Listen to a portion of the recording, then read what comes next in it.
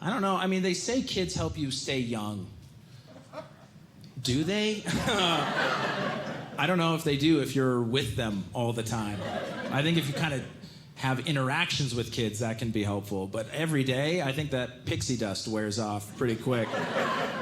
But they do keep life exciting. They keep life very exciting. And I have 4 kids. I do have a favorite. It rotates, but I do have a favorite.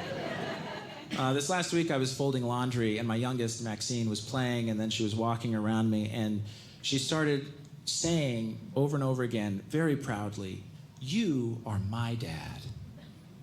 And that was so sweet. I thought, yes, you are my Maxine. And that made me so happy. She was my favorite. There was one night when I made dinner for I usually make dinner because, but I dished everybody up and I handed my daughter Jude her food and she said, "Thank you, my lord." Oh, man. That felt amazing. I don't know if you've ever been called my lord before, but I knew exactly why men had been such a problem for so long. That's a powerful... Oh, man, I wanted to take something over and name it something insensitive, so it felt so good. It felt so good to be called my lord. She was my favorite for like a whole week after that. That was so nice. Jude is awesome, too, because she was born in our house. Did you hear what I said? Jude was born in our house, and not planned. We're not weirdos. We wanted to make it to the hospital. My wife was just a champion. And so what had happened was my wife had set up, pillows and blankets in our living room because she said that's where she was most comfortable. It was incidentally also the farthest away from where I sleep in the house. I don't know if that had anything to do with it or not, but that's where she said she was most comfortable. And one morning she came in the middle of a contraction to wake me up at 6:30 a.m.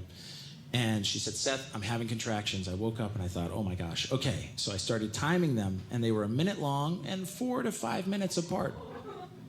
Yeah, that baby was coming.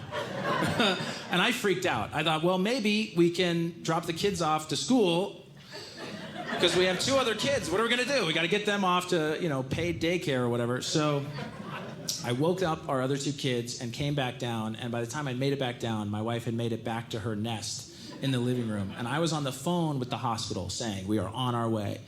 And right after I said, we are on our way, I noticed my wife was crowning. And so I said, my wife is crowning. And the receptionist said, hang up and call 911. So I did. I hung up, I called 911. And we have a 911 recording of Jude being born, which is pretty cool. Our friend works at the dispatch office. He tracked down the call and sent it to us. So every year we will gather around the very spot where she was born. And we will listen to her first breath. At her first moments of life, Very fun. My daughter Sophie, because my other kids, Sophie and Soren, were both up. Sophie watched the whole thing. She was 8 years old. She saw the whole thing. And after Jude was born, I turned to Sophie. I said, "Sophie, I need some towels. Go get me some towels." I'm sure I said it very calmly. And Sophie ran off to where we keep our towels and came back with paper towels. I said, "Sophie, I need real towels." And she said, "I'm sorry, Daddy. I've never done this before." So, she tried her best. I don't know what I was thinking. She couldn't even reach the towels. We were all losing our minds. But she saw the whole thing. Miracle of birth, she saw it.